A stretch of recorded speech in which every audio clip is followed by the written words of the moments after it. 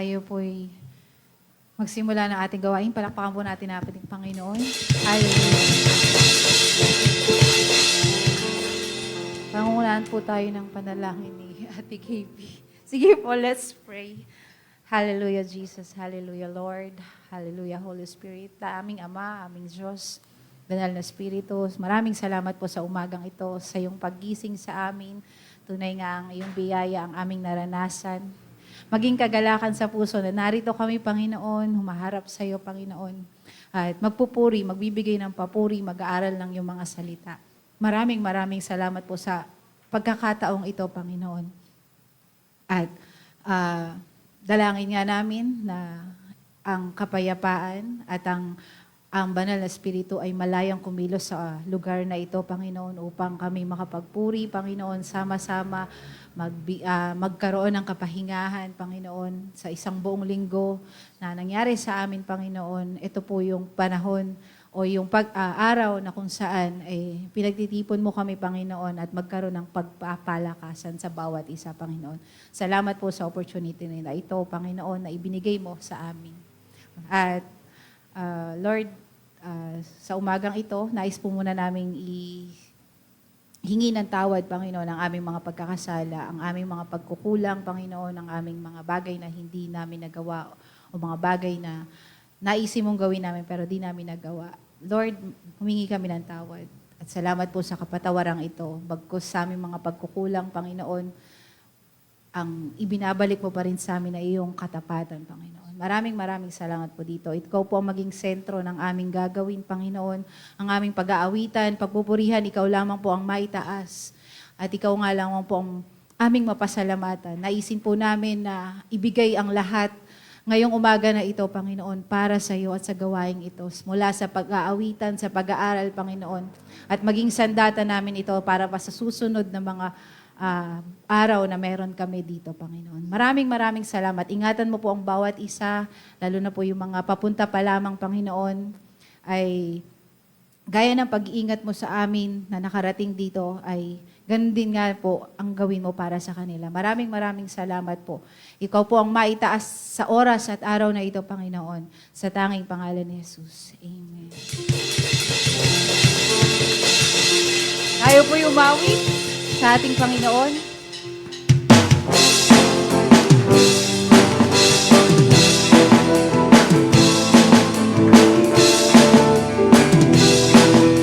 Hallelujah! Aawitan!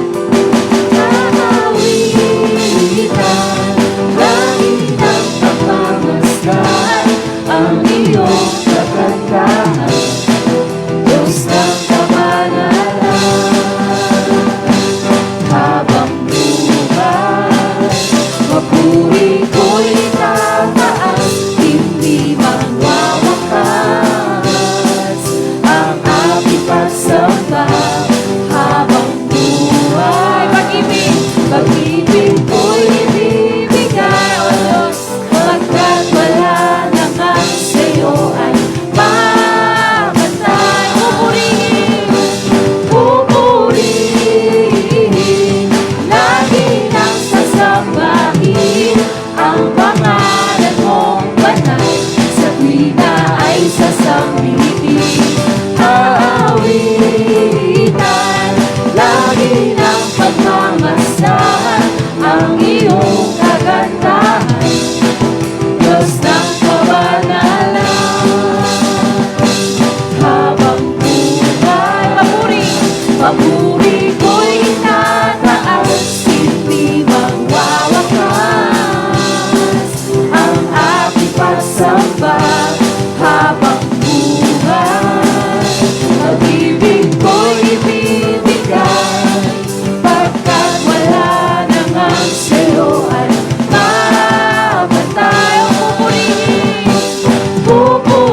Pupurihin, lagi nang sasambahin ang pangalan mong banal, sa tuwina ay sasambitin. Aawitan, lagi ng pagmamasdan, ang iyong kagandahan, Diyos ng kabanalan.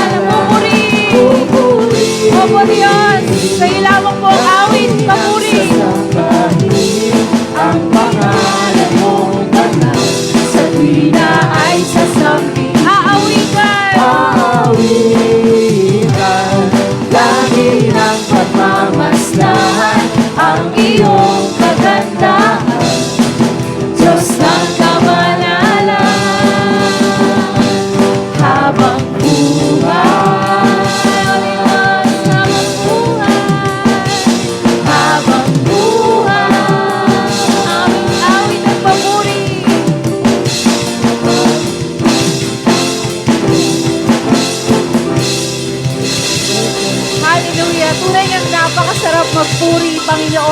kasama ka, Panginoon.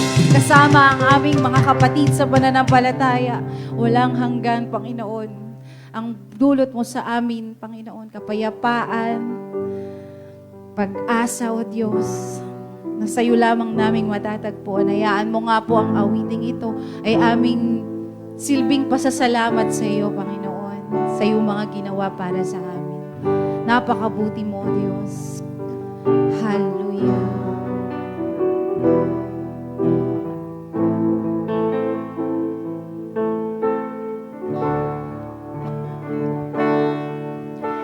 Ikaw ang aking kalungan at kapayapaan.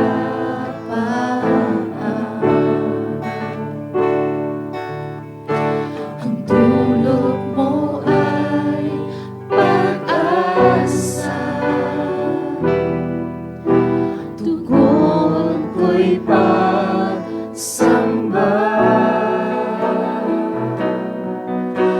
Pasanin at lalaho sa ating pagtatagpo. Ang buong puso at buhay sa'yo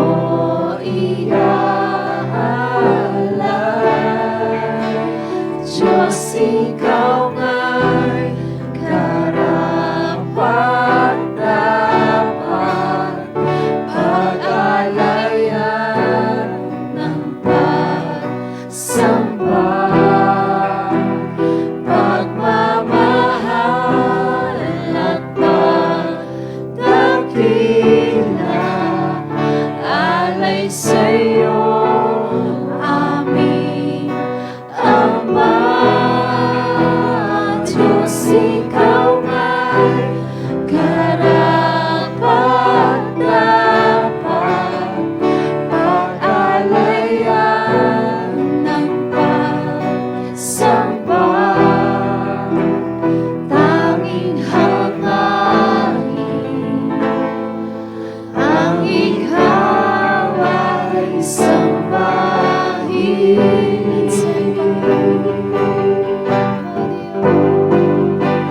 Diyos, ikaw nga'y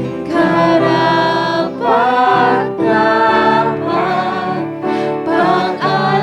pag-alayan ng pagsamba, pagmamahal at pagdakila, alay sa'yo, aming Ama. Diyos, ikaw nga'y karapat-dapat, pag-alayan ng pagsamba, tanging hangarin ang ikaw ay sambahin. Ikaw ang aking kanlungan. Ikaw ang aking kalungan at kapayapaan. O Diyos, dulot mo'y pag-asa. Ang dulot mo ay Ito po ang aming tugon sa iyo, Panginoon, ng aming papuri, pag-awit at pagsamba. pagsamba, Pasanin at lalaho. pasanin at lalaho Diyos, salamat. sa ating pagtatagpo. Ang buong puso at buhay sa'yo iaalay.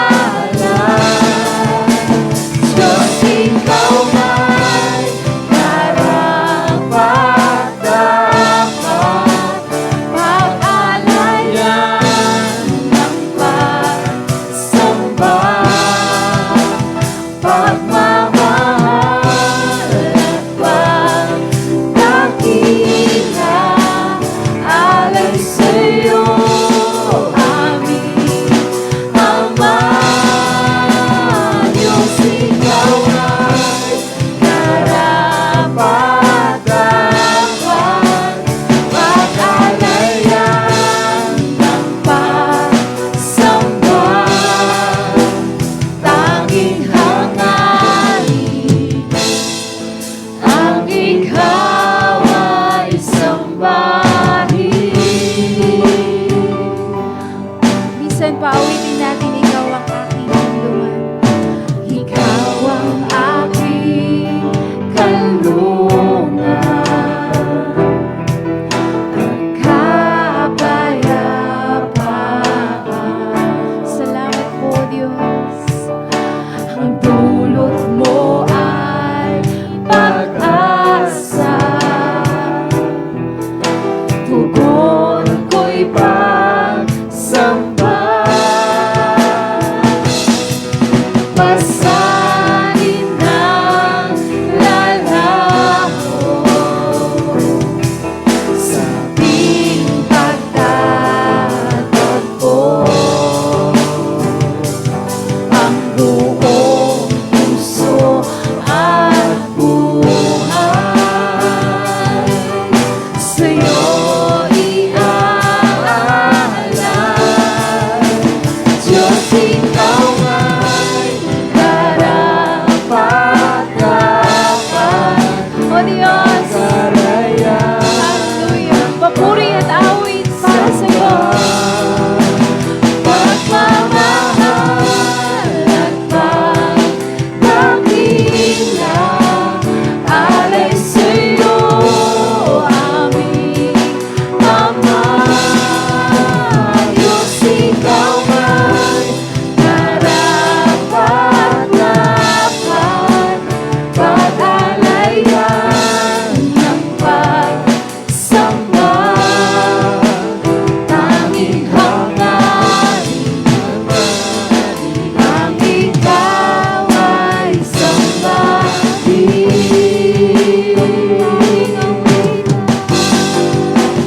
Diyos, ikaw ay karapat-dapat. Aming Diyos. Pag-alayan Sa iyong pagmamahal, katapatan, ang balik namin ay pag-awit, pagsamba, pagpupuri, pasasalamat, O Diyos.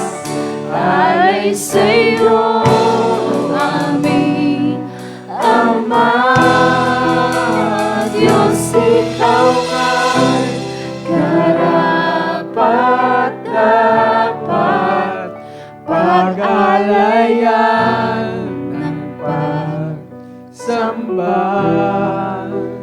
Tanging hangarin ang ikaw ay sambahin.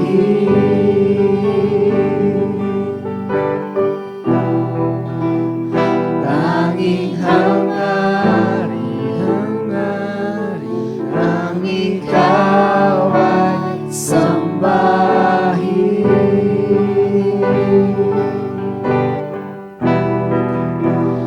Tanging hangarin ang ikaw ay sambahin.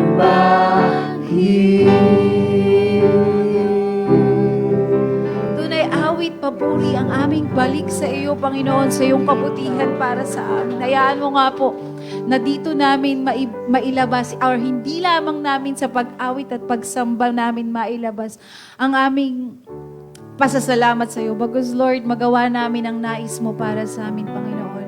Mga utos mo, Panginoon, mga nais mo para sa amin, ay magawa po namin ito, Panginoon. Maraming salamat, O Diyos. Siyang tunay ang pagmamahal mo, hindi nagmamaliw, O Diyos. Aming Panginoon, iyong katapatan na aming nararanasan patuloy sa aming mga buhay, bagkus kami nagkukulang, Panginoon.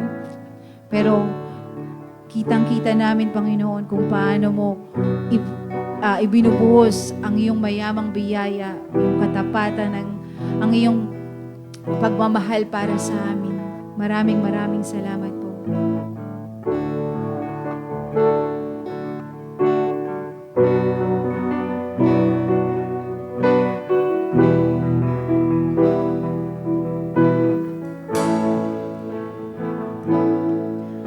Katapatan mo, O Diyos, tunay at dakila.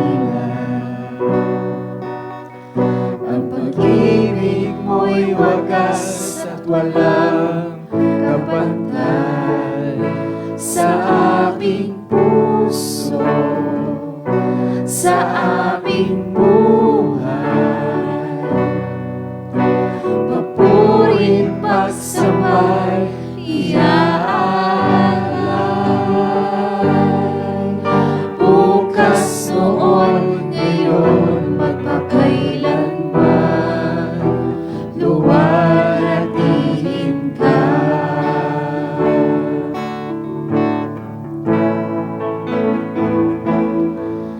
Katapatan mo, O Diyos, tunay at dakila.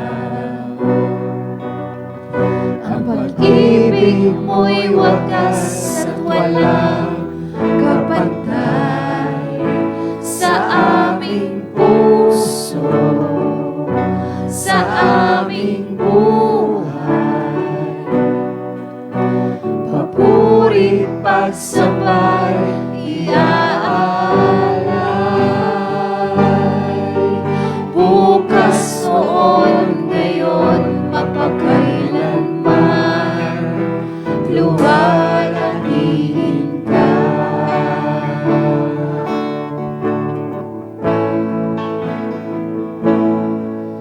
Katapatan mo, O Diyos, tunay at dakila. Ang pag-ibig mo'y wagas at walang kapantay sa aming puso, sa aming buhay, sa aming buhay. Papurit pagsambay, iaalay. Bukas, noon, ngayon, magpakailanman, luwalhatihin ka. Panginoon, kay buti mo. Panginoon, kay buti mo sa amin. Ikaw lamang ang tangi ko sasambahin.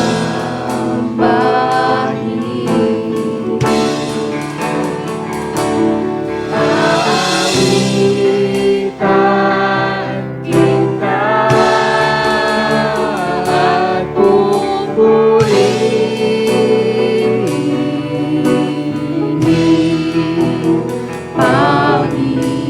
Panginoon, kay buti mo sa akin.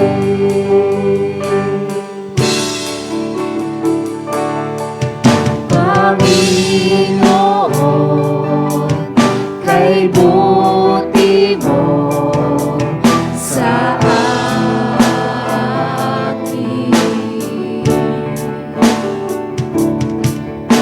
Ikaw lamang ang tangi ko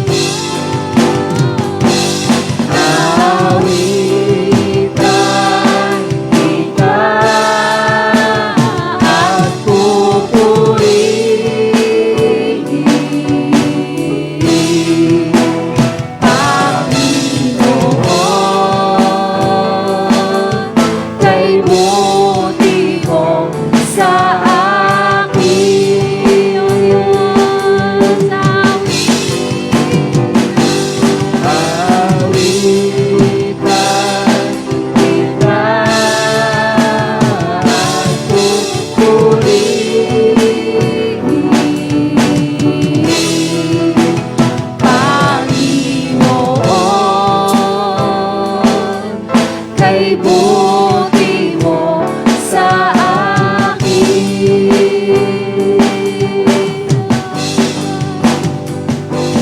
Aawit, Tunay nga, sa'yo lamang ang aming awit at papuri, O Diyos.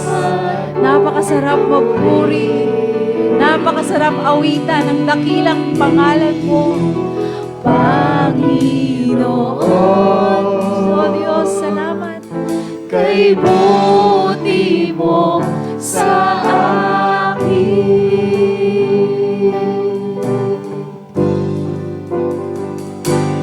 Aawitan kita at pupurihin,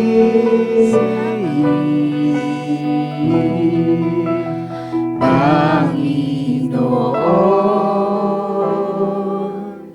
kay buti mo sa akin.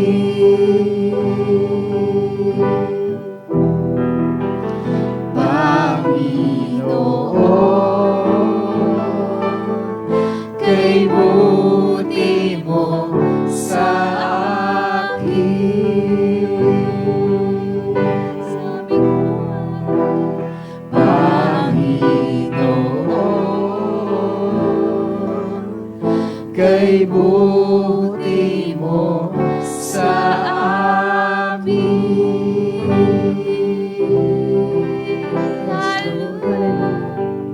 Hallelujah, Panginoon. Papuri, pasasalamat ang nais namin para sa iyo, Panginoon. Tunay nga ang katapatan mo, ang siyang aming dadakilain sa aming mga buhay. Aming pasasalamatan hanggat kami nabubuhay hanggang sa kabilang buhay, Panginoon. Maraming salamat. Kapahingahan ang dulot mo sa aming pag-awit. Kasama ka, O Diyos. Kalakasan, panibagong kalakasan para sa panibagong linggo, Panginoon. Ang aming idinideklara, Panginoon. Tunay nga, ikaw pa rin ang aming kasama, ang aming Diyos na hindi nagbabago mula noon hanggang ngayon. Diyos na tapat, mapagmahal, na hindi nagkukulang sa iyong mga anak, O Diyos. Maraming salamat po. Ito po nga aming papuri, aming pasasalamat, at aming pagdakila sa iyong pangalan, sa tanging pangalan ni Jesus. Amen.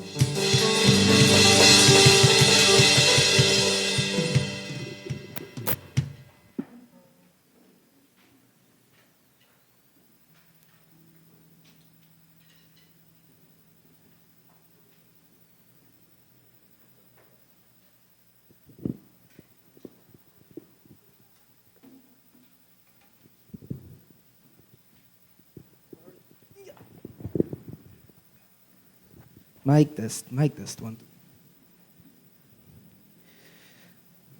Magandang umaga po sa ating lahat. Muli palakpakan natin ng Diyos sa kanyang kabutihan sa ating mga buhay. Hallelujah.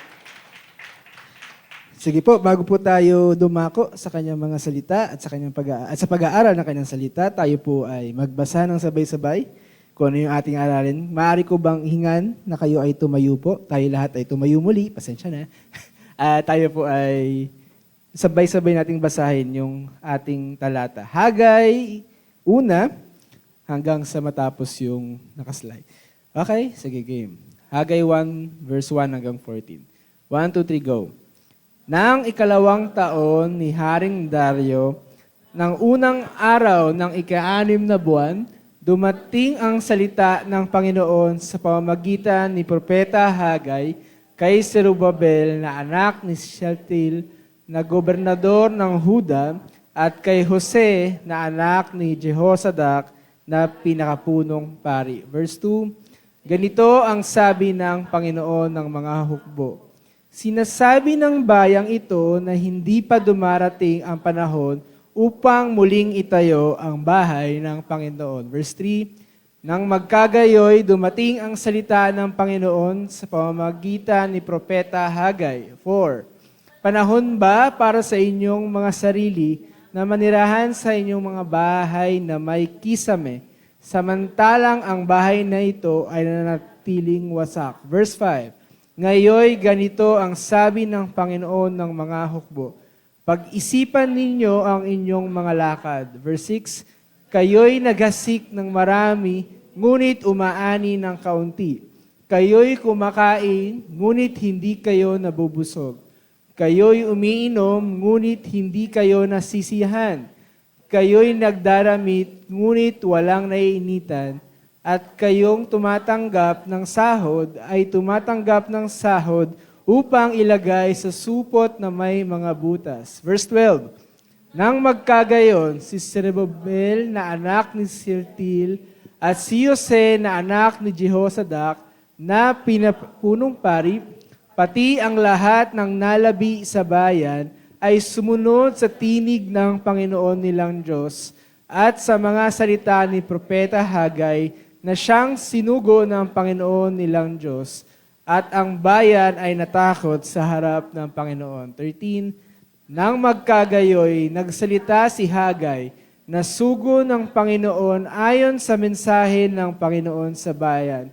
Ako'y sumasa inyo, sabi ng Panginoon. Last verse, At kinilos ng Panginoon ang diwa ni Zerubbabel na anak ni Shealtiel na gobernador ng Huda at ang espiritu ni Jose na anak ni Jehozadak na pinakapunong pari at ang diwa ng buong nalabi sa bayan. Sila'y dumating at ginawa ang bahay ng Panginoon ng mga hukbo na kanilang Diyos. Tayo po ay manalangin. Panginoon, sa iyo po namin idudulog, Lord God, ang pag-aaral ng mga salita sa umagang ito.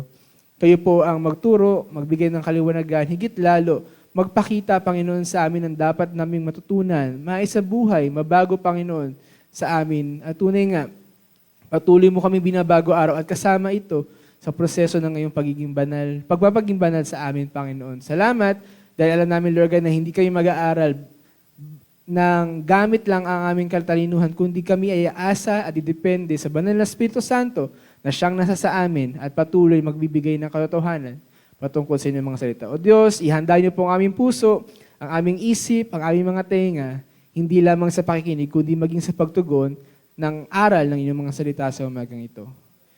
Ito po ang aming dalangin sa umagang ito sa pangalan ni Jesus. Amen at amen. Maraming salamat po sa pakikiisa. Medyo mahaba, pero unusual yung ating book kasi Old Testament siya. At hindi tayo masyadong madalas ng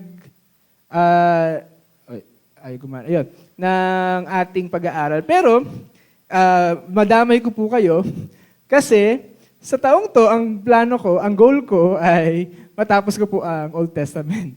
Maaral, mabasa, at makita ko ano ba yung kasaysayan ng Israel bago yung New Testament. So, idadamay ko po kayo sa plano ko na yon. At muling balik, last week, ang tinuro sa atin ni Pastor ay sa James 1, verse 2 hanggang 8. 1 to 8, kung natatandaan po ninyo. At medyo familiar to kasi ito yung sinasabi na, Count it all joy, brothers, when you face many kinds of trials. So, count it all joy. Tapos, if any one of you lacks wisdom, ask God. Yun yung pinaka-hinayat ni Pastor. Ask God, who is generous and will not rebuke o walang pagdadamot o walang panunumbat. Sa ngayon, ito po ang ating pag-aaralan. Hagay 1. Pakibasa nga po yung title natin sa umagang ito. 1, 2, 3, go. Ang dapat unahin. Nagulat na po ako nung itinuro sa amin ito. Meron pala sa Bible na direkta, na nagtuturo pagdating sa isang word na familiar ng lahat. Sabihin nga natin priority. Priority. Meron sa New Testament, kahapon, inaral sa Valenzuela yon. Pero ito, pinakita ang mas detalyadong mga bagay patungkol sa dapat unahin. Or kung pag tayo inuna natin sarili natin o inuna natin ang Diyos, which is, yan yung sa Hagay 1. At nung binasa natin to, ito yung kadalasan yung nabasa, mga tao, yan, si Haring Dario, si Hagay, si Zerubbabel at kay Jose. Bago po tayo tumuloy, meron na po bang nakabasa ng Book of Hagay dito? Ako rin, hindi ko pa nabasa. Ngayon, narinig ko na siya, naaral siya, pero ngayon ko lang siya din nalaliman pagdating sa bagay na ito. Kaya sabay-sabay tayo mag-aral sa umagang ito. Handa na po ba kayo makinig? O tulog na po kayo? Nawa, tayo po ay maging attentive at ibigay natin yung ating attention at focus sa umagang to. Okay, konting kasaysayan. Kasi hindi natin maiintindihan yung ating binasa kung hindi natin uugatin anong nangyari, bakit isinulat yon. Nagulat na lang tayo nun.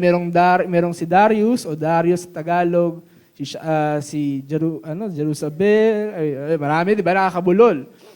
Anong nangyari? Bakit dumating itong mga tao na to? At bakit sumulat si Hagay? So, konting konting kasaysayan patungkol sa Israel.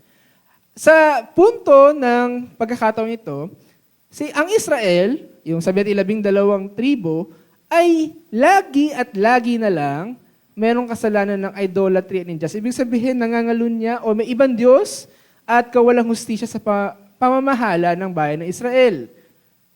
Kaya dumating sa point na sinabi ng Diyos sa, alam ko, Habakuk, gagamitin ng Diyos ang Babylon para itama o bigyan sila ng paghuhusga, which is yung pagkatama ng Diyos. Kaya nung dumating yung pagkakataon na yon, sila ay nagapi ng Babylonia kung saan winasak yung templo. Wala nang tapos na yung tabernakulo or mas tamang sabihin na ang tabernakulo ay nasa loob ng templo na pinagawa ni Solomon. Si Solomon nagpagawa ng templo, ng magarang templo. Kumbaga napakaganda nun. Sinira iyon ng Babylonia at sila ay ipinatapon sa kanilang bayan. So nawala sila sa Israel for 70 years. Yun yung kapag binasa niyo yung, kung natatandaan niyo si Daniel, si Shadrach, Meshach at Abednego, yung hari nun ay si King Nebuchadnezzar, yan yun. Daan yung time na yon na sila ay sinakop, pinadala sa Babylonia, doon sila nagtagal for 70 years. At sa iba pang mga libro, nandun pa din ang pangako ng Diyos na sila ay ililigtas. Kaya ngayon sa Jeremiah na, for I know the plans I have for you, dyan yun. Na kasi nawawala na ng pag-asa yung mga Israel na makakabalik pa ba kami sa bayan namin? Kahit na nandito kami sa lupang iba. Kaya nga sabi doon, I know the plans I have for you. Tinatama sila, pinuproseso sila, at ito yung consequence ng kanilang pagsuway sa Diyos. Pero again, nandun yung pangako at pag-asa na binibigay ng Diyos. Kahit noon pa man. Okay? So yun. Ngayon, sabi doon, after na to, after 70 years o bago matapos 70 years, ito na yung Persia o Medo-Persia, tinalo na yung Babylonia. Okay? Ito yung pangako naman ng Diyos na ililigtas niya ang Israel at ibabalik na sa kanyang bayan. Ito yung simula. Nakakasunod po tayo? Okay? So, nagapi sila, niligtas sila, at ito na yung parte na ating aaralin. Na ginamit ang bayan o imperyo ng Persia, imperyo ng Persia para maibalik ang tao ng Diyos o yung mga Israel sa kanilang lupang sinilangan o lupang pangako ng Diyos sa kanila. I hope na malinaw po. I hope malinaw siya. At sa panahon na ito yung 6 na libro sa Old Testament na sabay-sabay halos isinulat or same time. Actually, namangha ako kasi nung inaaral at binabasa, ganun pala. May mga libro kagaya ng Matthew, Mark, Luke, John na yung kanilang isinulat ay same timeline. At sa pagkakataon ito, yan yung 6 na books, which is hindi natin babasahin lahat. Pero kung nagkakaroon kayo ng interest na aralin ng Old Testament, samahan niyo po ako sa taong to kasi hindi po yung aking inaaral. No? Pero sa ngayon, titingnan natin yung 2 libro lang. Ezra at yung ating aralin ay Hagay. Pag sinabing history books, dito nakalagay yung kasaysayan ng Israel. Ano nangyari, yung mga hari at mga bagay-bagay. Pagdating sa prophet books, ito yung pagtatama, pangangaral ng Diyos sa pamamagitan ng mga propeta sa mga Israel. Sa taga-Israel. Okay? Kaya nabasa natin kanina, mamaya, hihimayin pa natin yan. At ako na magbabasa, dito nakalagay yung kasaysayan nila. Sabi diyan, eto na yung natalo na ng Persia yung Babylonia, kinilos ng Panginoon ang espiritu ni Ciro na hari ng Persia. Again, nakakamangha kasi kayang gamitin ng Diyos kahit hari ng ibang imperyo para mangyari yung kanyang purpose. Para mangyari yung kanyang nais. Kaya diyan, pinakita pa din, hindi lang katuparan ng hula, kundi yung pagkilos ng Panginoon gamit ang ibang bayan. So yan yung simula. Tapos pag binasa natin, inatasan niya si Ciro, si Cyrus sa English, na ipagtatayo ko siya na isang bahay sa Jerusalem na nasa Huda. At ito na yung utos o yung batas na sinasabi na ang mga Israel babalik na sa kanilang bayan.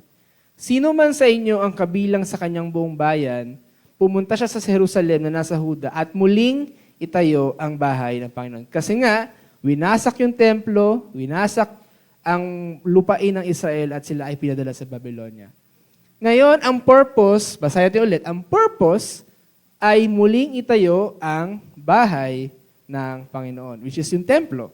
Kung saan doon nakaluklok o doon nakalagay ng mga panahon na yan, yung tabernakulo or yung sabihin yung pinag-aalayan, yung, yun, pinag-aalayan ng ng dugo sa kapatawan ng kanilang kasalanan. At ayan. So malayo ang biyahe na yan. Ito, sorry kung maliit. Pero ito yung Babylonia, ito yung Jerusalem. Yan, Jerusalem, Babylonia. Yan yung pagbabalik nila. Ganun din yung katagal nung sila ay ipinatapon. Sabi dyan, 800 kilometers. Though, nung sinukat ko, nasa 16 or 1,600 kilometers yung lakad. Wala pang kotse noon, wala pang eroplano noon. Malamang nilakad at ano. Ganun katagal. Pero yun, again, doon pa lang pwede natin makita ang Panginoon Diyos ay gumagamit ng mga kasangkapan para mangyari yung kanyang kalooban, yung kanyang purpose. No? Kaya sila nakabalik sa Jerusalem. Ngayon, balik tayo sa Hagay. So, medyo mabilis, alam ko mabilis, pero nakuha natin yung kasaysayan na yon. Na itong panahon na ito, isinulat sa panahon na sila ay nakabalik na sa Israel at merong problema. Merong itinatama ang Diyos sa mga Israelita nitong time na to. Kaya yan, mga tao dyan, yun yung panahon na yun. Okay, ito na yung nilalaman. Punta tayo dun sa paghihimay ng mensahe ni Hagay. Ipinakita, yan, ikalawang taon ni Haring Dario, 520 BC. Hindi siya masyadong importante yung date, 520, pero pinapakita lang dyan na after 70 years, hindi pala 70 years, simula nung nakabalik sila sa Jerusalem, at kailangan nilang gawin yung templo, o ibuuin yung templo, nakalipas na ang 16 years. Sabihin natin 16. Sabihin natin 16 years. 16 years na, nung nakabalik na sila sa Jerusalem, sabi, itatayo muli yung templo o sila yung gagawa para itayo yung templo. At ito yung date na yan. Pero sinabi diyan, merong sinabi o may mensahe ang Diyos sa kanila sa pamamagitan ni Propeta Hagay. At ito yon. Sabi sa verse 2, ang sabi ng Panginoon ng mga hukbo o Lord of Hosts sa English, sinasabi ng bayang ito na hindi pa dumarating ang panahon upang muling itayo ang bahay ng Panginoon. Ulit, anong purpose? Bakit sila pinabalik ng Diyos sa pamagitan ng Persia sa Jerusalem? Para itayo yung templo. I-rebuild yung templo. Pero sa pagkakataon na ito, 16 years na ang nakalipas, ito ang naging thinking na ng mga Jerusalem. Ng mga Hudyo o ng mga Israelita. Hindi pa daw panahon para itayo ang bahay ng Panginoon. Kita niyo yung contrast? Makita natin yung contrast. At sa Ezra, yan yung binasa natin. From chapter 1 to chapter 6, ayan yung ano na yan. Pero ito yung summary.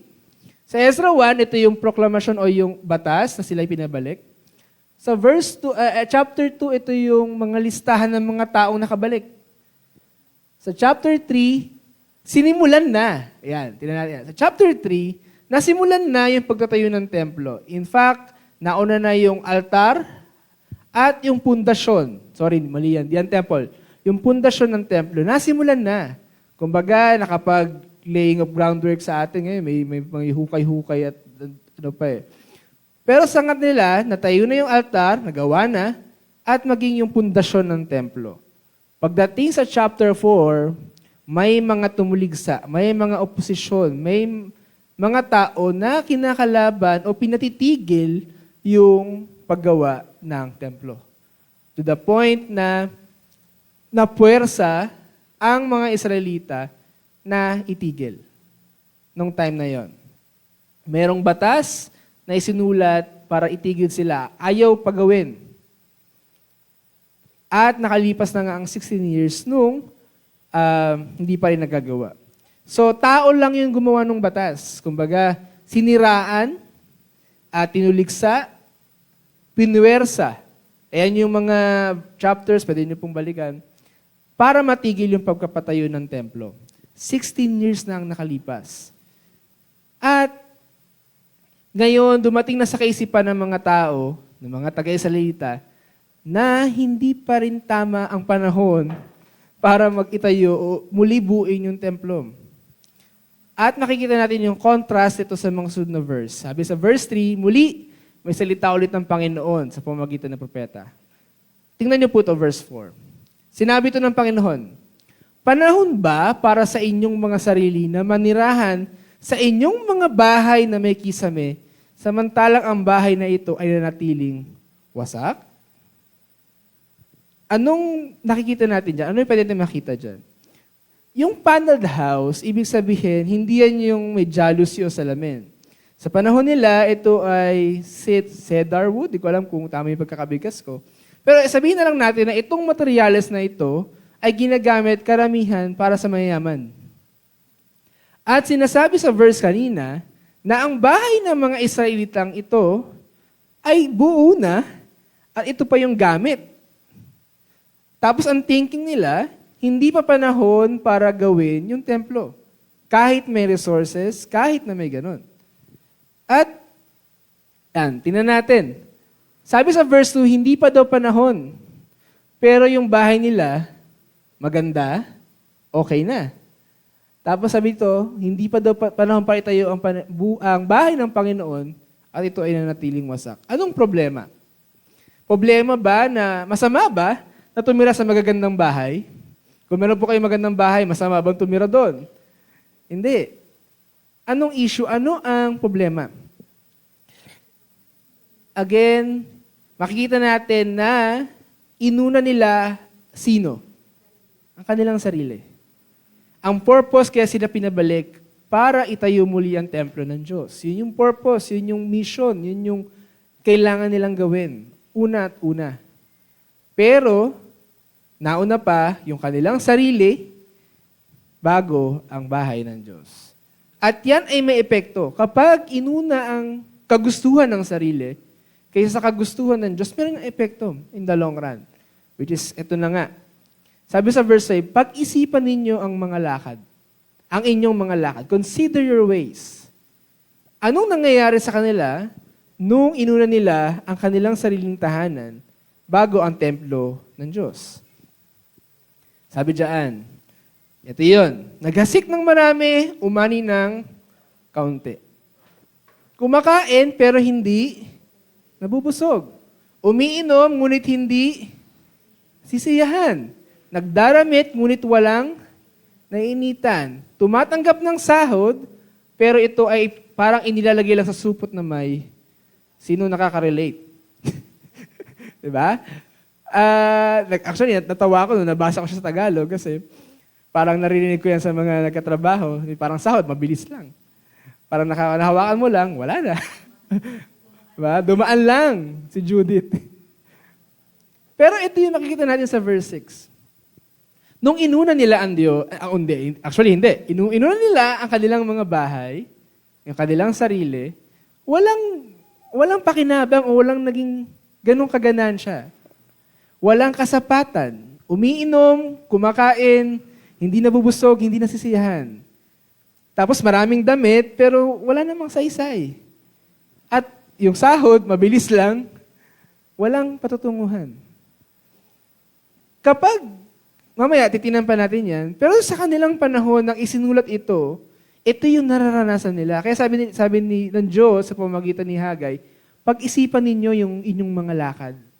Anong nangyayari sa ginawa ninyong aksyon? Which is inuna nila yung kanilang sariling bahay. Yan, 7 ulit. Sabi niya, pag-isipan ninyo. Again, inulit.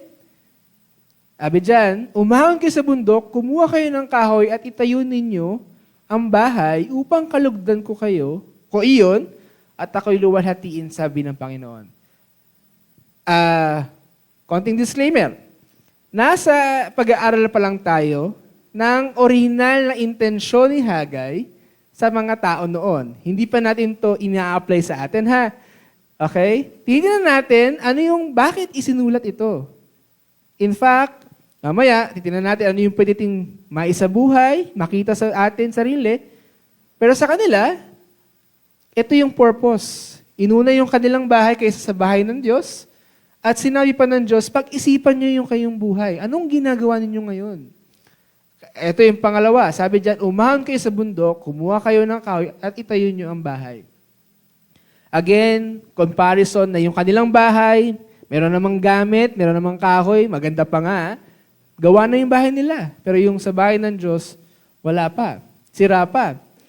At kung babalikan natin yung Ezra 3, kapag binasa nyo po yan, may mga matatanda na sa panahon nila na nangihinayang o hindi kontento. Bakit?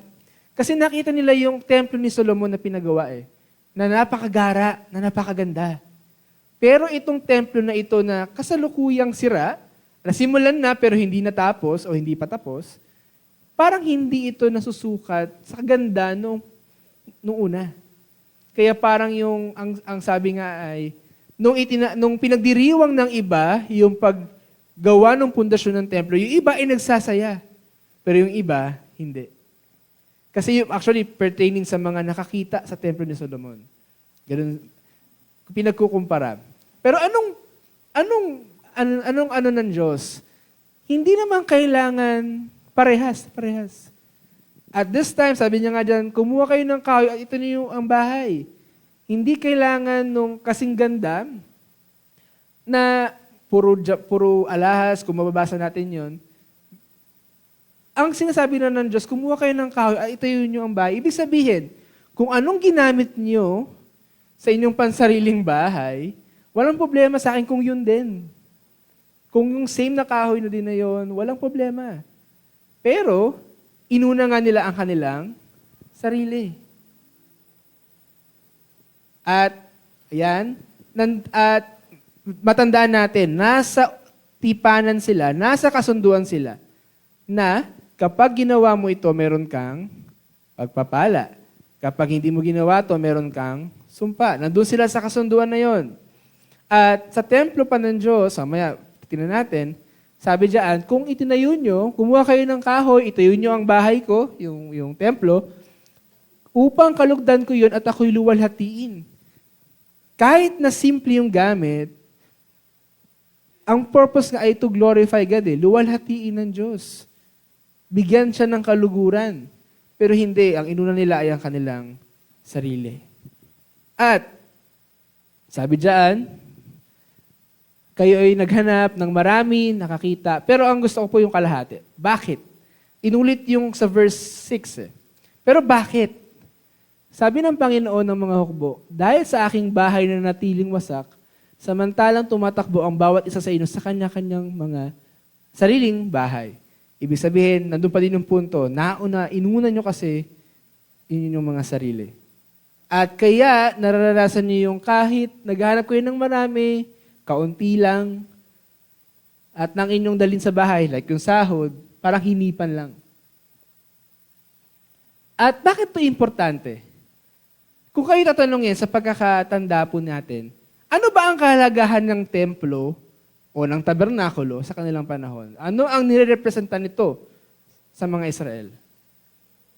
Presensya ng Diyos. Ang tabernakulo o yung templo, una tabernakulo nung sila ay nasa ilang, galing sa Egypt, templo nung sila ay nakasettle na, ito ay nagprepresenta ng presensya ng Diyos na kasama nila. At nang dahil ito ay sira, sinira ng Babylonia, inutusan na gawin pero hindi pa rin buo, yun ay consequence ng kanilang pag-una sa kanilang sarili. Na ang presensya ng Diyos wala sa kanila, in a sense.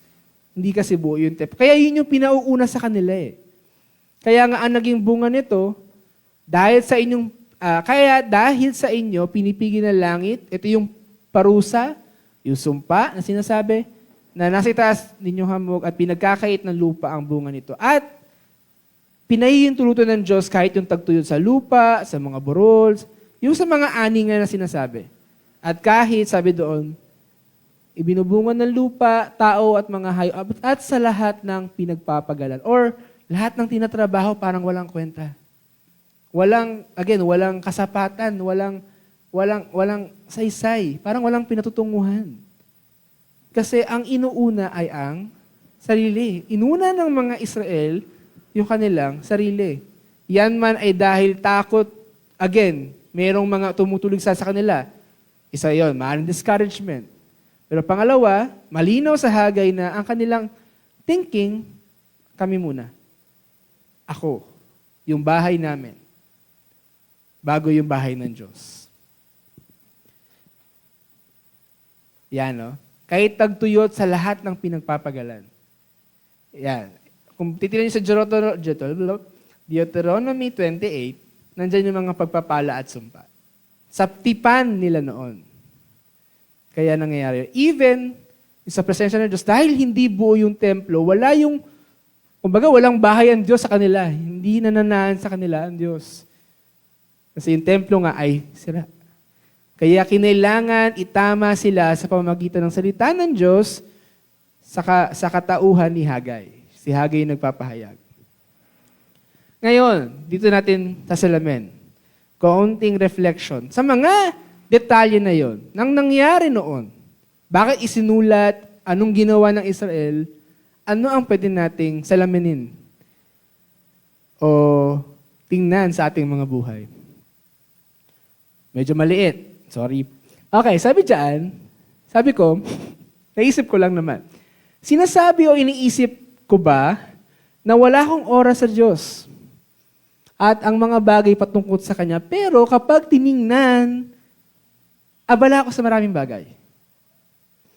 Nanggaling sa verse 4, di ba? Sabi doon, hindi pa oras para muling itayo ang templo ng Diyos.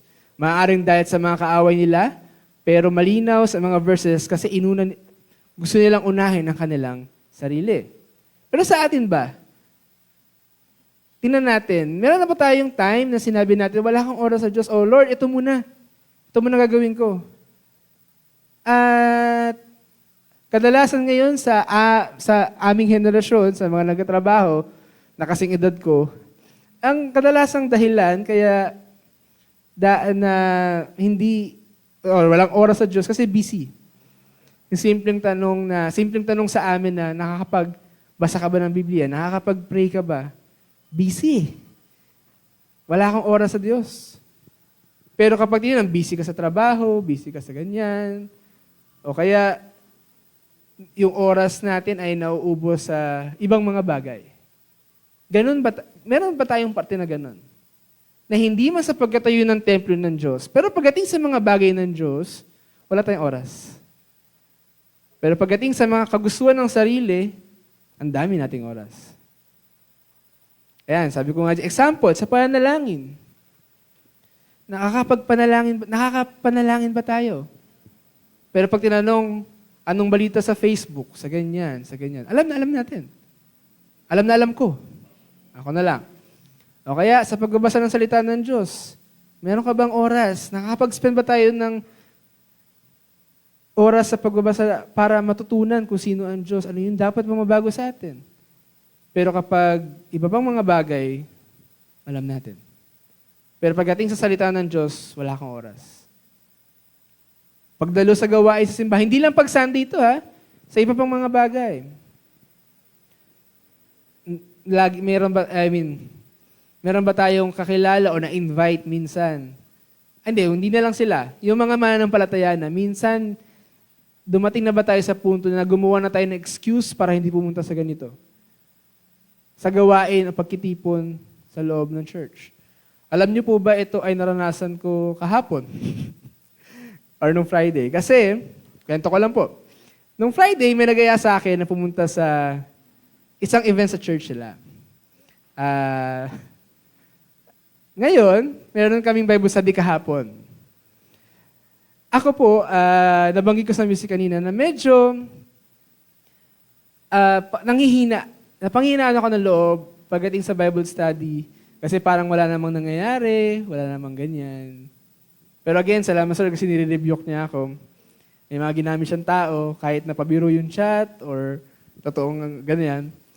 Natama ako doon. Pero anong punto ko? Gusto ko sana pumunta doon. Kaso naisip ko, ano bang pinapagawa sa akin ng Lord? Ano ba yung dapat kong unahin? Yung kagustuhan ko, which is yun nga. Church event din naman yun. Parehas church event. Pero kagustuhan ko kasi meron akong gustong mangyari. Gustong makita o ano pa man. Pero may pinapagawa sa akin ng Lord. Ano ang unahin ko? Okay? Kaya salamat sa Lord kasi naitama ako, pumunta ako. Ay, nagtuloy tayo sa Bible study, mga youth. At natuwa ako kasi mayroong mga bata na hindi ko pa nakita sa Marilao, may mga na-invite. At sa Valenzuela, yung mga hindi ko na nakikita kasi nga busy sa school dahil patapos na. Nakita ko sila. May purpose ang Lord.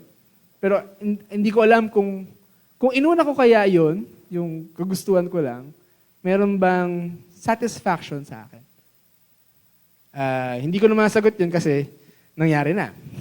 Pero salamat sa Lord kasi naitama ako. Pero yun, at huli, kahit sa pagbabahagi ng mabuting balita, sa ibang tao, sa mga mahal natin sa buhay, kasi yun talaga yung purpose natin eh. Magbahagi ng mabuting balita at sabi sa Matthew, di ba, gumawa ng disipulo, make disciples. Yun ba ay nagagawa natin? Yun ba ay inuuna natin kaysa sa mga kagustuhan natin sa buhay? Kasi again, merong purpose ang Lord, bakit tayo niligtas? May purpose ang Lord, bakit tayo naririto? Ang tanong lang dyan, inuuna ba natin yung kagustuhan ng Diyos o yung kagustuhan natin? Yun yung ating tingnan sa ating mga sarili na hindi ko masasagot sa inyo, para sa inyo, pero sa akin, yun, naitanong ko din at patuloy kong sinasalaman. Sa inyo din po. Sabi sa Lucas, ang Panginoon Jesus to, nagsasabi, kung sino man ang nagnanais sumunod sa akin, tanggihan niya ang kanyang sarili, magpasan ng kanyang krus araw-araw at sumunod sa akin. Ang Panginoon Jesus, tinanggap natin siya hindi lang tagapagligtas. Hindi lang tayo nanampalataya sa kanya bilang tagapagligtas, kundi kung tayo man ay mananampalataya, kasama ang kanyang pagiging Panginoon ng ating buhay. Diyos ng ating buhay. Hindi na tayo ang nasusunod. May mga pamantayan, guidelines ang Panginoong Diyos sa maraming bagay at aspeto ng buhay. Yun na yung ating pinagsusumikapan sa biyaya at kapangyarihan ng Diyos na masunod. Pero laging may struggle doon. Pero again, kung tayo tagasunod ng Panginoon Jesus, merong pagkatanggi sa sarili. Sa dating gusto. O kaya kapag kailangan timbangin, ito yung sinabi ng Diyos, ito yung gusto ko. Anong pipiliin natin? Ano ang uunahin natin? Pangalawang refleksyon. Ang pag-una ba sa Diyos ay para sa kapakanan ng Diyos o para sa kapakanan natin? Bakit ba natin, kung inuuna natin ang Diyos, bakit ba? Para ba yun sa Diyos o para sa ating kapakanan din? Kung ako tatanungin, para sa kapakanan natin. Kaya dapat natin unahin ng Diyos. Kasi kung sa resulta ng pag-una sa sarili, walang ganansya, walang kasapatan, walang saysay, walang patutunguhan, niniwala ako kung una ang Diyos sa buhay natin, sa lahat ng aspeto nito, mayroong ganansya, may kasapatan, may saysay at patutunguhan. Kasi ang Diyos, mayroong purpose na inilagay sa atin, kaya tayo naririto. Meron yun. At sabi nga sa sharing namin sa music kanina, may reward yan pagdating ng tamang panahon na inakda ng Diyos. Kahit na parang wala ngayon, wala momentarily, pero at the end, ang Diyos ang bahalang mag-reward ng mga bagay-bagay. Pangatlo, eto, ano katumbas ng panahon natin, sa panahon natin ang templo ng Diyos? Kasi wala ng templo ng Diyos, physical, sa panahon natin. Ano sa ngayon? Ang mga mananampalataya na ang templo ng Diyos. Agree po ba kayo? Kung hindi, okay lang. Pero sa Corinthians, sabi doon, di ba, hindi nyo ba alam na kayo ay templo ng banal na Espiritu Santo? Temple of the Holy Spirit, nananahan sa atin. Tayo na ngayon, sa mga nanampalataya, ang templo ng Diyos. Nasa mananampalataya na ang presensya ng Diyos. Hindi na nawawala, hindi na umaalis. Tama po ba? Parang mali ako. Nawa, sa mga pag-aaratin, nakukumbinsi kayo na ang presensya ng Diyos nasa kanyang mga mananampalataya. At ito ay dahil sa Panginoon Yesus. Ngayon, anong katumbas sa panahon natin ng pagtatayo ng templo ng Diyos? Again, sa panahon nila, ito yung problema. Sa atin, ano ang katumbas nito? Wala nang templo, ha? Tayo na ang templo ng Diyos sa mga nanampalataya sa Kanya. Pero sinabing pagtatayo, ano ang representasyon o kahalagahan nito sa atin? Naniniwala ako na sa bawat araw ng ating buhay, kapag binasa natin ang New Testament na, ito ay yung araw-araw tayo napupuspos o napupuno ng banal na Espiritu Santo. Tayo yung templo, nananahan sa atin ang presensya ng Diyos, nananahan na, pero meron sinasabing filled by the Holy Spirit. Napupuspos, napupuno ng banal na Espiritu Santo.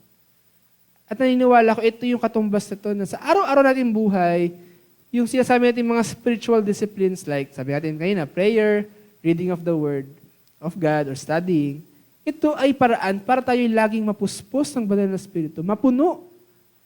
At in fact, sabi sa Efeso, di ba? Huwag kayo magpakalasing sa alak na ito ay labis sa nakahalayan, kundi mapuno kayo ng Espiritu. Sabi din sa Lucas, si Jesus mismo, itong talata na to, chapter 4, may kinalaman sa temptation na kanyang dinana sa ilang nung siya ay tinamp ng kaaway. Pero kadalasan ang narinig natin o ang alam natin, siya ay Diyos, wala siyang kasalanan. Banal siya. Tama yun. Kasi naniniwala tayo, ang Panginoon Jesus ay fully God at fully human. Sa fully God, yes, siya ay banal, di siya nagkakasala at wala sa kanyang binhi ng kasalanan o anuman. Pero sa kanyang pagiging tao, ito yung pwede nating makuha, ito yung pwede nating maisabuhay. Na ang Panginoon Jesus, nung siya ay nandito, 100% na tao, 100% na Diyos, siya din ay puspos o puno ng banal na Espiritu Santo na nakayanan niyang pagtagumpayan ang temptasyon. Na ating struggle sa araw-araw, kahit sa pag-una sa Diyos, ito ay magagawa natin kung tayo ay puspos ng banal na Espiritu Santo. Puno ng banal na Espiritu Santo. Kahit ang Panginoon Jesus, ipinakita at malinaw sa kanyang mga salita, na siya din bilang 100% na tao, siya ay puno ng banal na Espiritu. At yun yung ginamit niya sa kanyang buhay din sa mundo. Paglabas sa temptasyon, sa kanyang ministeryo, sa ibang mga bagay pa. Ganun na lang kahalaga yon. Hindi man tayo nagtatayo ng templo, pero tayo, bilang mga mananampalataya, sa tipanan na in-establish ng Panginoon Jesus, tayo ay dapat puspos at puno ng banal na Espiritu araw-araw. Sabi sa Galatians, yan, ang kahalaga nito ay kaya nating to walk by the Spirit. Mamuhay sa Espiritu Santo. May pangunguna at paggabay ng banal na Espiritu Santo sa anumang desisyon o parte ng buhay natin. At kahit keep in step, meaning hindi isang beses lang, sa araw-araw nating buhay, tayo ba ay kasabay o aligned sa kagustuhan ng banal na Espiritu o ng Diyos sa atin na gawin sa araw-araw? Ano ang dapat natin maging tugon? Base sa reflections natin, base sa kasaysayan, ano ang dapat natin maging tugon? Kung alam natin sa ating sarili na may mga pagkakataon na inuuna natin ang sarili natin kaysa sa kagustuhan ng Diyos, na-realize natin na sa ating pag-una sa ating kagustuhan, may mga pagkakataon na hindi ka na-satisfy, walang kasapatan, walang kasiyahan sa naging desisyon mo. Kasi alam mong, hindi yun ang kagustuhan ng Diyos. Hindi yun yung una na dapat pinapagawa ng Diyos. Ano maging tugon natin? Sabi sa verse 12, yung mga tao, hindi natin babanggitin, nakakabulol. Pero yun, sabi diyan, sumunod sila sa tinig ng Panginoon nilang Diyos. They obeyed. Sabi diyan, at ang bayan ay natakot sa harap ng Panginoon. Una, sumunod. May pagsunod. Nawa sa ating pagde-devotion, pagbabasa ng Biblia, at even pakikinig ng salita ng Diyos every Sunday, hindi lang siya Pasok sa isa, labas sa isa. Every time na nag-close tayo sa prayer, ang prayer is tayo ay sa buhay natin itong mga bagay na ito. Sumunod tayo sa mga bagay na ito. At ito yung tamang pagtugon. Hindi lang nalaman, kundi mayroong pagsunod. At yung takot na sinasabi dyan, sa panahon nila, yes, may parusa, kagaya na binanggit sa pero kasabay niyan, sa atin, hindi siya parusa. Sabi nga natin, ito ay may pagsamba, mataas sa pagtingin, paghanga, at even alam natin na meron tayong pananagutan sa Diyos. Meron tayong accountability sa Diyos. Kaya merong fear pa din sa atin, pero hindi of punishment. Pero fear as in, ganoon kabanalan Diyos. Ganoon kamangha-mangha ang Diyos. At ako kanyang bilang anak, meron akong pananagutan o meron akong accountability sa Kanya sa buhay na ibinigay na sa akin at kalayaan na meron ako sa Kanya. Yun yung sinasabing fear pagdating sa ating New Testament. Pero maging ganun din sa atin. Sa pag-una sa Diyos, yun yung tamang tugon. Sumunod, magkaroon ng takot sa Kanya, banal na takot. 13. Pinakita pa din dyan na kahit sa kanilang pagsunod, anong sabi dyan? Ako'y sumasa inyo, sabi ng Panginoon, I am with you. Kasi again, mayroong opposition sa panahon nila para pigilan yung pagkatayo ng templo. Pero pag binasa niyo yung Ezra 5, kasama nila ang Diyos at kumilos ang Diyos para yung mga tumutulig sa kanila ay mapasunod. Ibig sabihin, hindi na sila tumaligsa. Ganun din sa atin. Sa araw-araw nating buhay, sa pag-una natin o sa desisyon natin na Lord, uunahin na kita, hindi siya madali dahil merong mga hadlang. May mga sagabal, may mga distraction. Pero kahit sa kagustuhan natin na ganun, kasama natin ang Diyos. Alam natin, kasama na natin ang Diyos, ang presensya na sa atin. Pero kahit sa mga actions o response o pagsunod natin, kasama pa din natin siya. At in fact, sa verse 14, ang Panginoon ang nagkilos sa diwa at espiritu ng mga taong nabanggit. Hindi si Hagay, kundi ang Panginoon. Ibig sabihin, yung kagustuhan at maging yung kalooban na gawin kung ano ang nakakalugod sa Kanya, galing yon sa Diyos. At siya pa din ang nagkukos para tayo ay patuloy na mabago at in this case, matutunan natin, unahin ang Diyos. Kaya nga, sa huli, dumating at ginawa nila ang bayan ng Panginoon ng mga hukbo ng kanilang Diyos. Sinimulan nila ulit. May pundasyon na, tinuloy nila, at pag binasa niyo po yung Ezra 5, Ezra 6, natapos nila yung templo ng Diyos. Anong pwede natin sa buhay? Isa lang. Sa buong mensahe natin kanina, sa binalikan nating kasaysayan nila, binalikan nating orihinal na intensyon ni Hagay at ng Diyos, bakit sinulatan ng mga Israelita. Sa mga pag-asalamin, mga tanong sa ating mga sarili, pagdating sa pag-uuna ba, dapat natin o ng Diyos, ito lang po ang pwede natin, ito yung nakikita kong main na dapat natin isabuhay sa Hagay. Ang title natin ngayon, di ba, ang dapat unahin. Ngayon, ang tanong, sino o ano yon? Unahin ang Diyos.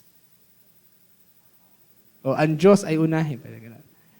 Pero in the end, tayo ay sa Kanya, pag may-ari tayo ng Diyos, siya ang ating Panginoon at tagapagligtas ng buhay natin. Mangyari at patuloy natin ipanalangin na sa bawat arte ng buhay natin, unahin natin ang Diyos. Kasi nakita natin yung consequences ng hindi pag-una sa Diyos. At nasusulat, I think sa Romans, di ba? Nangyari at isinulat ang mga bagay, higit lalo sa Old Testament, para tayo ay matuto. Kaya, bilang pagkatapos, basahin natin yung ating application this morning. 1, 2, 3, go. Unahin ang Diyos. Nawa ito yung ating matutunan ngayong umaga. Maisabuhay, matutunan, at patuloy na ipanalangin. Sa pag-aaral man, sa pagkatrabaho, sa pamilya, may mga bagay diyan na ang Diyos ang dapat unahin. Hindi sinasabing pabayaan, Hindi sinasabing baliwala sa Diyos yun, pero ang uunahin ay ang Diyos. Tayo po ay manalangin. O Diyos, maraming salamat po sa umagang ito. Salamat, Panginoon, dahil isa sa mga struggles ng buhay mananampalataya, sa dami ng distractions, sa daming kaabalahan ng buhay, hindi na namin nauuna ang iyong kagustuhan, kundi yung aming kagustuhan, Lord God. At salamat sa inyong mga salita na patuloy nagpapakita ng mga bagay na mga epekto o resulta na kapag inuna namin ang sarili, ito ang nangyayari. Walang kasapatan, walang patutunguhan. Pero Lord God, salamat po dahil muli, ikaw, O Diyos, yung nagkikilos sa amin, nagtatama sa amin sa bagay na ito. At O Diyos, lumalapit kami sa iyong trono ng may pagpapakumbaba. May pagtatama, Panginoon, mula sa iyo. At tulungan niyo po kami, Lord God, na hindi lang ito tanggapin sa aming isipan, kundi maging sa aming puso at buhay, maisabuhay namin na kapag kailangan mamili sa Diyos o ang kagustuhan namin, unahin namin ikaw, O Diyos. To put you first, Lord God. In terms man ng finances, mga interest sa buhay, even sa relationships, even sa school o sa work, Lord God, even sa oras namin, higit lalo, Panginoon, na magkaroon kami ng time sa iyo dahil hindi lang napilitan, kundi dahil gusto naming unahin ikaw, O Diyos. Dahil alam namin ito po ay napakahalaga. At ito po yung tamang gawin bilang pagsunod at pagbibigay sa iyo ng papuri at pagsamba. Hindi lang sa awit, kundi mismo sa aming mga buhay. Salamat, O Diyos. Kayo po ang maitaas patuloy sa aming mga buhay at maisabuhay nga namin na unahin ka sa amin, Lord God, sa araw-araw, Panginoon. Ito po ang aming dalangin. Salamat sa pagtuturo at paglilinaw ng inyong mga salita sa umagang ito. Ito po ang aming dalangin para salamat pagsamba sa pangalan ni Jesus. Amen at amen. Palakpakan po natin ang Diyos. Unahin ang Diyos. Hagay 1. Okay. Sige po, tayo po ay dumako sa pagbibigay. Salamat po sa Diyos kasi alam ko natututunan natin patuloy na tayo ay pinagpala na. And even sa terms ng finances, hindi yan sa pilitan. Again, meron niyang, sabi nga ay, God loves a cheerful giver. Kung ano yung nakikita or bukal sa puso mo, sundin mo. Hindi, joke lang. Na magbibigay, okay? At alam ko, kinalulugdan niya ng Diyos, kagaya ng binanggit niya. Hindi man malaki, kung yan yung pinaka-best mo at this time, walang problema sa Diyos. Yan ay nakakalugod sa Kanya bilang pagsamba at pagpupuri. Again, salamat sapagkat lahat tayo ay pinagpala na dahil sa Panginoon Jesus. Sino po ang naka-assign sa panalangin? Ako pala. Okay. Sige po. Ihanda na natin ang ating mga kaloob at tayo po ay manalangin. O Diyos, itinataas namin sa iyo sa umagang ito ang aming mga kaloob.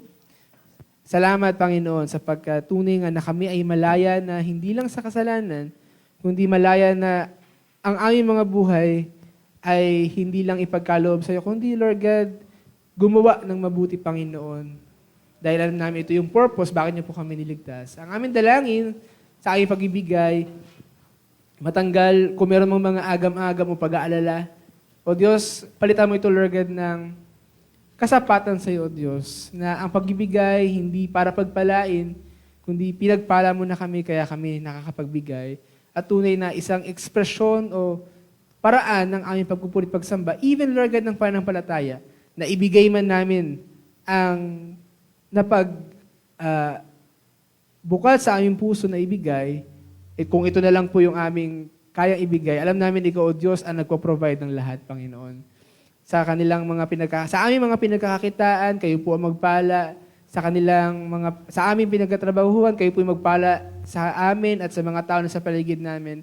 At O Diyos, tunay nga, salamat sapagkat hindi lang ikaw ang nagpo-provide, Lord, kundi ikaw po ang mag-sustain sa amin sa araw-araw. Kaya namin magbigay, kaya namin magpasalamat. At tunay nga, sa iyo po namin binabalik, Lord God, ang lahat ng ito dahil kami ay iyong katiwala, Panginoon, sa mga bagay nito. Salamat sa lahat po ng iyong kabutihan at pagkuprovide na pinapala sa amin sa araw-araw. And Lord God, kayo po ang gumamit ng mga perang ito upang matugunan ang pangangailangan ng aming lokal na simbahan. At tunay nga, palaganap pa ng iyong mabuting balita ng kaligtasan at iyong salita sa iba pang mga tao sa pamagitan ng aming pagbibigay, Panginoon. Salamat, O Diyos. Sa inyo po namin binabalik, Lord God, ang mga ito bilang pupuri para salamat pagsamba sa pangalan ni Jesus. Amen natin. Amen. Ano pong oras na?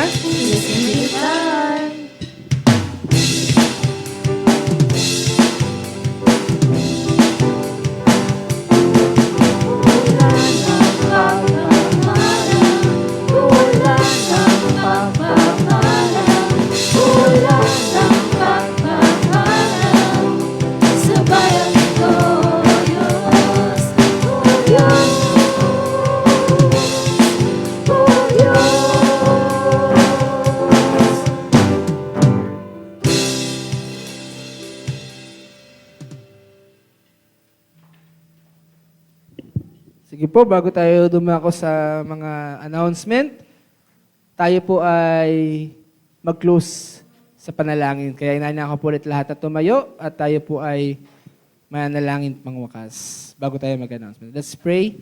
Panginoon Diyos, maraming salamat po. Dahil tunay nga ikaw po yung nag-sustain sa amin sa araw-araw. Even Lord God, sa araw ito upang magkasama-sama, sama-samang awitan ka, mag-aral ng mga salita, and even, Lord God, sa aming fellowship, ikaw po ang alam namin nangunguna at sa aming kalagitnaan.